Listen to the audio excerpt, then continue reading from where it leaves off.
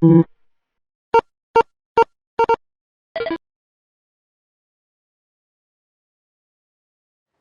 you very much. Oh, can everyone hear me okay? Yeah. Fabulous.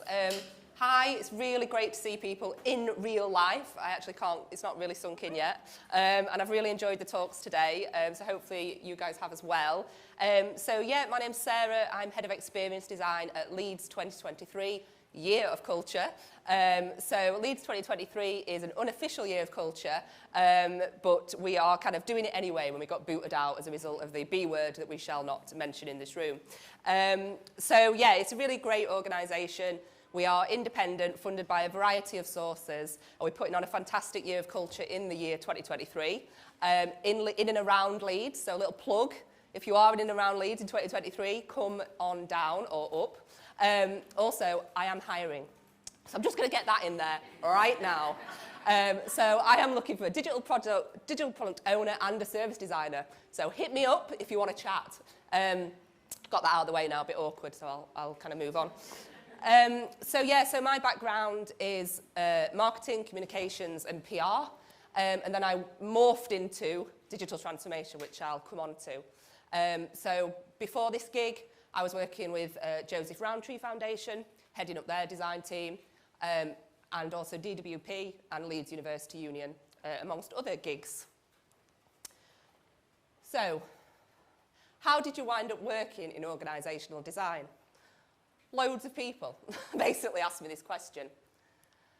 And yeah, from 2005 to 2015, I worked, as I said, in a lot of communications roles, marketing, started heading up marketing teams.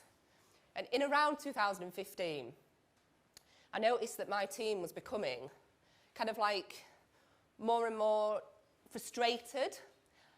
So this is when, obviously, the internet era was becoming much more prevalent. A lot of us were doing our services and our daily business and our entertainment more and more online.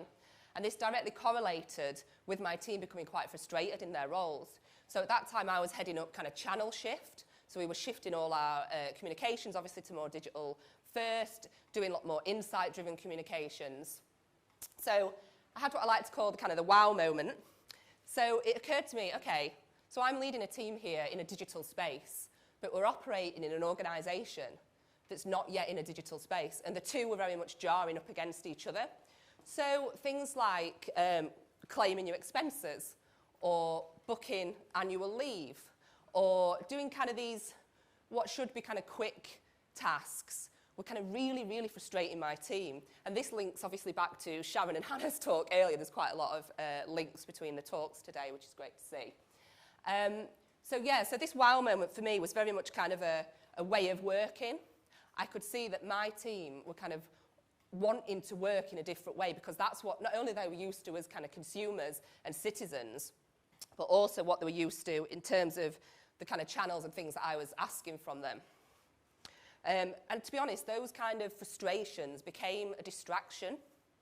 So I was kind of having, even though the team were kind of really motivated in terms of the work they were doing, those kind of organisational influences and things that were out of my control to some extent were actually kind of distracting from what we were trying to achieve. So the old chestnuts are the best. And when I was at university, I actually studied organisational design and culture as part of my degree. And obviously you have all these textbooks and, well, you used to, I don't know if you are anymore. You have all these textbooks and, you know, all these kind of wonderful quotes and models that you work with.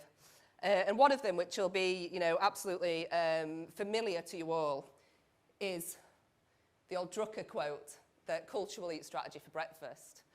And in my whole career to date, I've never known a phrase that sticks in my head so much and that I come back to time and time again. I kind of pride myself on being like quite a good strategist. But you've not got a chance, in my opinion, if your culture does not harness that strategy, does not enable your team to actually take that strategy forwards. So I keep coming back to this time and time again, and culture is such a huge part of what I do now in transformation. And I do think this has stood the test of time from all those years ago that I was in university, and I think it will continue to as well. So for me, kind of working in transformation, whether that's a head of department or a service designer, a product team, whatever part you play in that transformation, I really do think it's a balancing act. And I think you've got your external impact, but also your organisational improvement. Because for me, I'm not sure how far we can innovate if we don't transform the organisations that we're working within. Now, we all want to ship the sexy stuff, right? So you can get bogged down in this internal stuff, and believe me, I've been there. So I think it is a balance, and I keep coming back to that balance. So I don't think it's one or the other. I think it's, okay, how can we nudge and budge this organisation whilst shipping products, going to market, doing the kind of really good stuff we want to do, obviously for our users. And kind of have, I think if we don't kind of look at that balance, that kind of can't do attitude can rub off on you as working in a transformation or design role. So if other aspects or other kind of leadership of the organisation have got more of a mindset where things won't change or can't change, it can rub off on people working in these kind of roles. And obviously that's not the culture that we want, because we are here to change things. So I do think it's a balancing act that can be achieved. So day one, you turn up, you get this mug as a head of digital or a familiar kind of role. And actually, in my experience, they're not always ready for you. And if you look at the kind of job descriptions in this field, in my experience, it's quite rare that you'll see like the internal side being called out. So people will say that we want to transform digitally, we want to put our audiences or users or humans first, we want to be digital first, we want to be mobile first, all the kind of words that you want to see in a job description. But it's quite rare that you will see we also need to hold a mirror up to ourselves and really think about how this organisation works and operates. And I've experienced that a number of times. They don't include the challenges and the changes that need to happen for an organisation to be digital. They just want someone to do the digital stuff, but not necessarily unpack what that actually means in practice. So an example of this would be principles. So whether that's your design principles, your accessibility principles, or experience principles, if you kind of work just in the digital team or the design team or the transformation team, change management team, you're obviously going to be looking at creating principles. If those principles aren't kind of co-designed with your colleagues or they aren't consistent across the organisation, you are going to bump up against not only issues internally, but your users will feel that.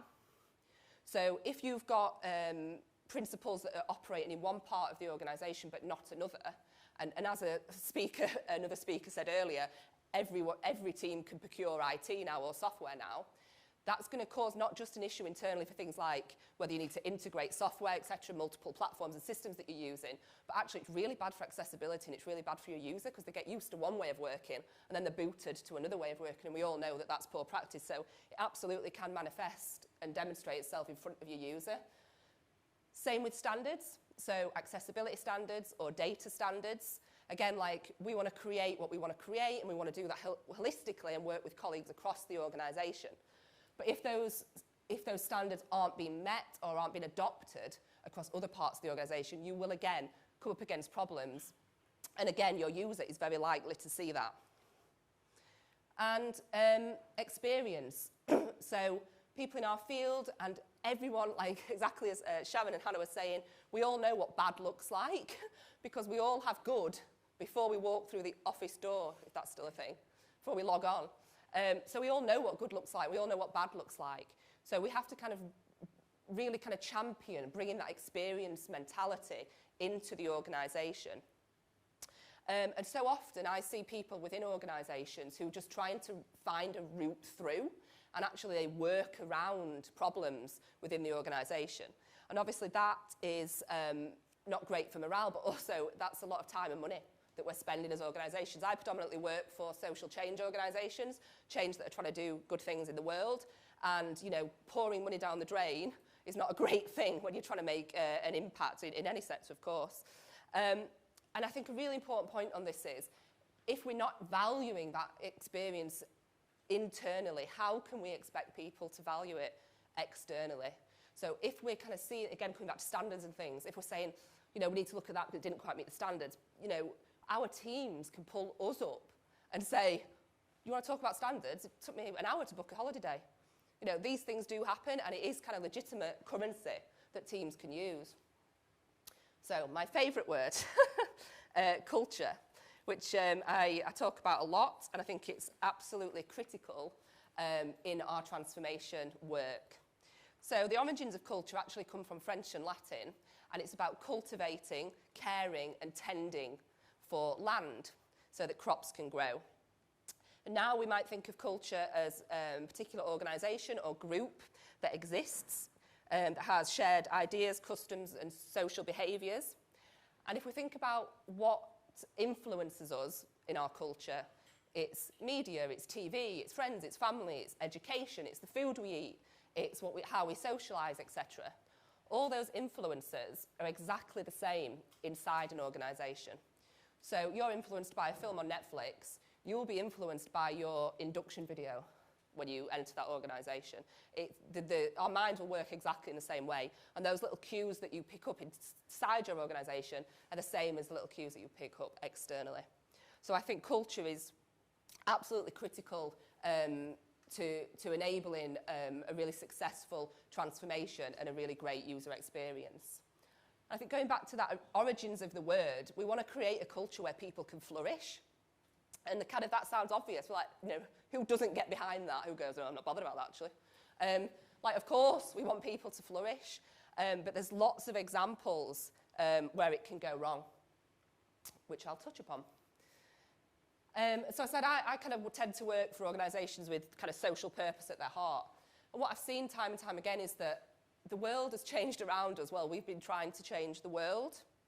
Organisations are designed, and they're not designed in a way that meets the expectations of the people internally who are then trying to change the world externally. And it becomes quite ironic, the whole thing, particularly when you are tackling huge social issues, but you're not tackling your appraisal system. And again, what does that say to your internal teams if you're trying to solve world issues, but you're not actually looking at the basics internally? And that speaks volumes. And in my experience, I will say, this is as applicable to startups as it is to legacy organisations. So please don't think that, oh, it's where startups have got it nailed. Absolutely not. Because everybody coming to startups all bring their own baggage and cultures and experiences and influences and do it their way, and it still can become kind of a victim of that. So how this can manifest. So this is a workshop that I ran at one of my gigs. And these are plasticine models when people were asked to mould how it feels to get your job done in this organisation.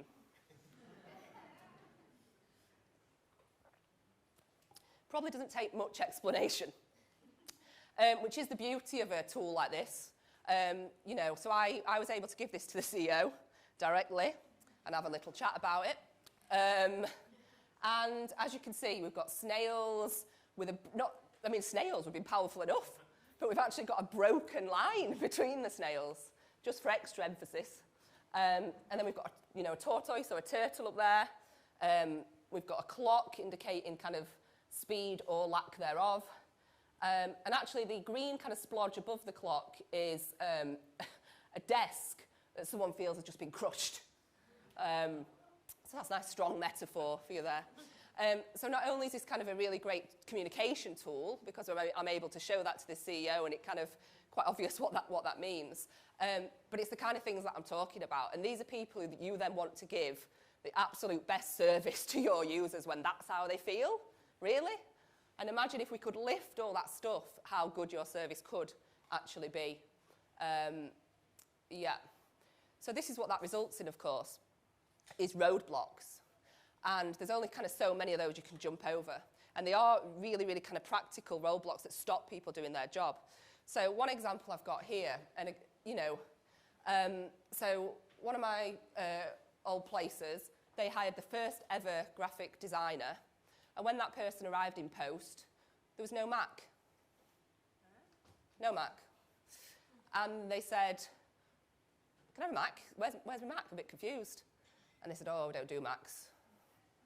So they said, okay, what am I going to do then? And they said, oh, we've got a PC for you. Okay. I wasn't in post at this point, I'd like to say. So this person spent 3 months training how to use a PC. And it's that, you know, I mean, I don't really need to say any more, I don't think, about that example. You know, that not thinking about the actual skill set that we've invited into the organisation and therefore providing them with the tools that they need to get their job done. Another example that I've seen a lot in a lot of different organisations is things around procurement or purchasing or signing up to subscriptions. So we know that when we want to procure a service, such as a software as a service in particular, I think you just need a credit card. Now, asking for a credit card with a limit that will enable you to use a subscription service in some organisations it's a lot. You know, it's a lot. So, so I've seen it again, time and time again, you're going around in circles, people are getting frustrated, going, but I need this Sprout Social to do my job, and we haven't got the credit cards to enable them to do the job. And it is those simple things that can really, really frustrate people. And I think as you know, in this field, we need to really grease the wheels on this and hear this and be putting pressure on people to unlock some of these issues. So yeah, this kind of quote sticks in my head really, which is when a flower doesn't bloom, you fix the environment in which it grows, not the flower. And I think it's a really important thing in this field to consider time and time again, is that actually, if people are frustrated, if people are coming up against problems and issues, it's not their problem necessarily to fix that. You know, we can all work together to vocalise these issues and make it better. And I think that's really, really important, that we constantly look back to the issues and the environment so that we can tend to the culture. So what I like to call Prosecco moments. So Jazz earlier was talking about, and Jude and the team, celebrating success. So Prosecco moments, Shandy moments, Diet Coke moments, whatever you want to call them, are the kind of good things that can happen if you do kind of chip away at your culture. So a project that I led, a human-centred hello. So we had an induction, a word that many will be familiar with. I've recently had a baby, so it means something very different. So we had an induction that was not focused on the individual joining the organisation.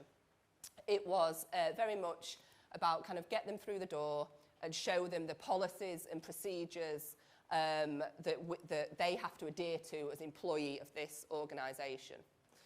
And that was kind of your first 48 hours, really, when you kind of, and you know when you start a new job, whether it's contract, freelance, or whatever, you know, you've got those nerves, you can, oh, what are the people going to be like and all this. You know, you really kind of need a warm welcome, a human welcome.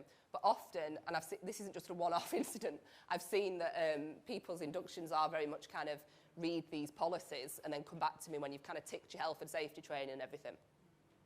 So actually what I did was I led a team to understand people's experiences of joining this organisation over the last 6 months. And this was because we're doing a huge recruitment drive and we're about to bring in a big cohort. And kind of obviously what we kind of learned was that people wanted to feel like you were welcoming Sarah into the organisation. And you understood what Sarah does and what Sarah needs and how Sarah likes to work and Sarah's personality, etc. Now, obviously, that comes with time. You can't expect that on day one. But you can start that tone and conversation early. And we stopped calling it induction.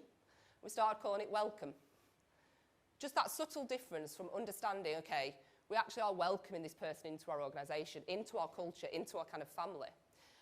And also, I bought every new starter a mug with their initial on it. And that might sound like small, it's just a mug.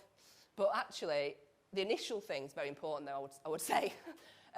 So when that person arrived, there was a mug with their initial. Oh, my name's Sarah, and that's an S. Is that for me? Yeah, do you want a brew? Yeah, I want a brew. Nice one. Off we went for a brew. And it's just humanising it again. It's just those little things that really helped humanise it. Also, some feedback was about not knowing how to act with kind of the top leadership team. How should I approach them? Am I allowed to speak to them? When do I get to interact with them, etc.? So we put on events periodically that people who joined in the last kind of 3 weeks could go along to and have breakfast with the boss. We actually called it croissants with Claire. And they were able to just go and have a croissant and a coffee with Claire, and it was really nice. And again, it was just really human. It's just a nice little Prosecco moment, amazing feedback from everyone. Another example, when I worked with students, we're moving to be much more insight-driven, human-centred, and understood a lot more about our students due to a huge kind of piece of strategic research that we did, which included a segmentation study. And some of the insights showed that students who needed support the most were not accessing that support because our advice centre was up some steps and felt, or a lift, but felt a bit like a GP appointment. So you had to push quite a heavy door, go and sit on a kind of little sofa, wait for your turn. And people, you know, a lot of people did that. A lot of people just went up and said, oh, I need some help with, you know, I've been accused of plagiarism or whatever the thing was. But there was a segment of our students that really struggled with quite kind of serious issues and needed support, and they weren't accessing that support. So with that insight, we were able to normalise and kind of put in the mainstream our service, advice, support. How we did that was we moved it downstairs, one thing. So you could still go upstairs if there was still a space upstairs, but actually there was a glass kind of vestibule, that's a good word, behind a kind of welcome desk that people could go to on the ground level. And actually, we also altered the signposting so that if you went to the welcome desk, which was usually for kind of lost property or directions or that kind of thing, they also had a very kind of entry level, if you like, training on that advice so they could ask the right questions and then find out whether that person needed signposting. And we also launched the first knowledge base for students.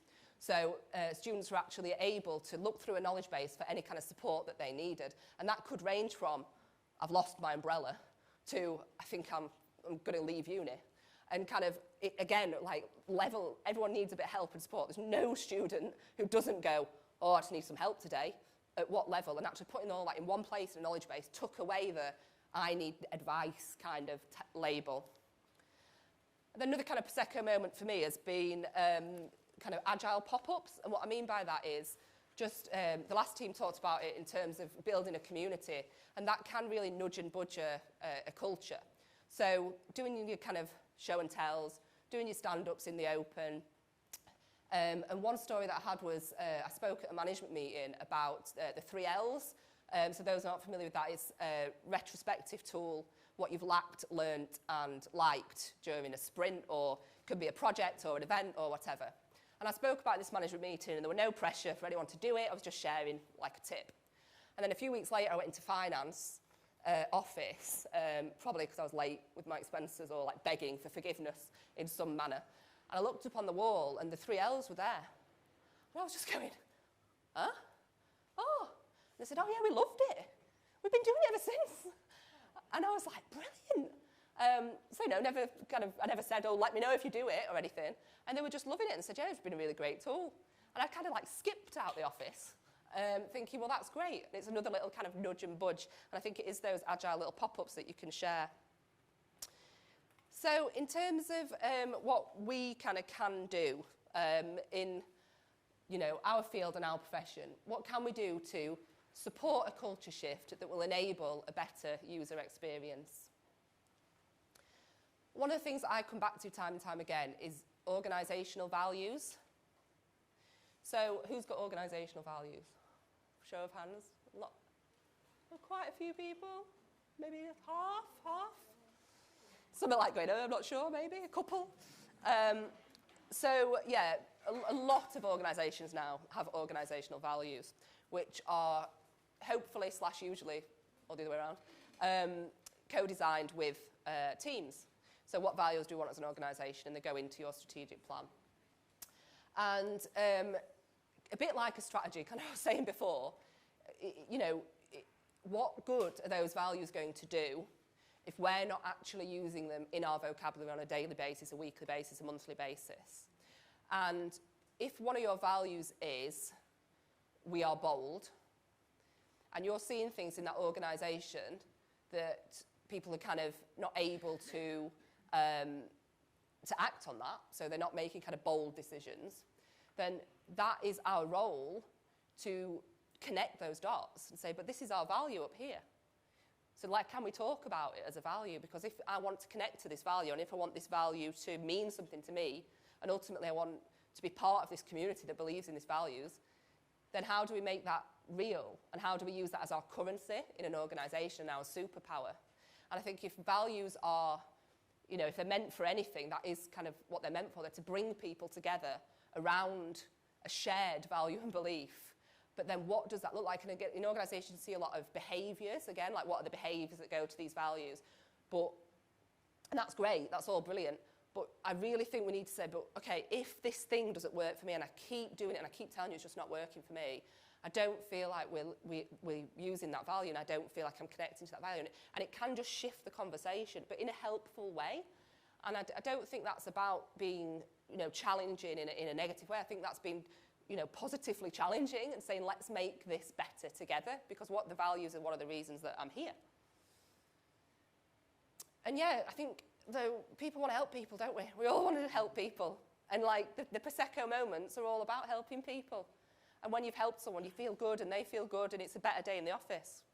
So I think taking an interest in people's problems, like genuinely, and again, like, it's really hard. Like, we're all so busy. We've got so much to deliver to the outside world, and actually going, oh, I just need to kind of help this person do this thing, is a big slice of the kind of pie that we might not be able to give away. But the nudge and the budge on the culture might just be worth it, coming off brief. And you could do that in a way that's more coordinated through sprints or something. You could say, okay, we're going to take 2 weeks out of the organisation, out of my objectives, to actually help this person. And if that person is in a team or part of the organisation that has not yet kind of bought into transformation, or not bought into a new way of working, then more the better. Because, you know, forming allies, forming relationships, forming friendships, and helping people, and then being able to talk about helping people, I think is really good. And hopefully they will talk about how you help them as well. And it's not about the glory for you as an individual, it's obviously the glory of the thing that was better.